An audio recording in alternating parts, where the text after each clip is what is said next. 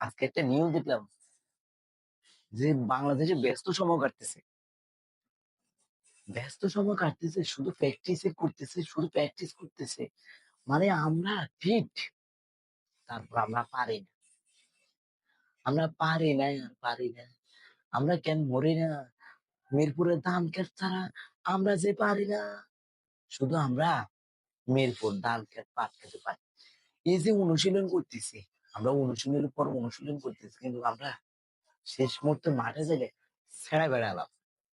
যে ওয়েস্ট ইন্ডিজের লগে প্রথম ম্যাচ তো জিতি, দ্বিতীয় ম্যাচে আমরা প্যাকেট হই, তাড়াতাড়ি কাপ তো দূরের কথা, সার কাপ গুলো আর কেউ দেশ ইজ্জত সম্মানটা আমাদের রাখিস।